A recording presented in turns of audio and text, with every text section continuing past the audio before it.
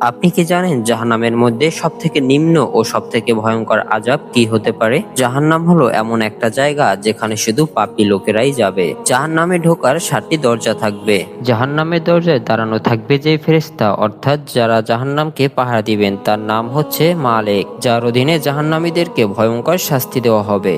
আমাদের জাহান্নামের কথা শুনলেই বুক কেঁপে ওঠে।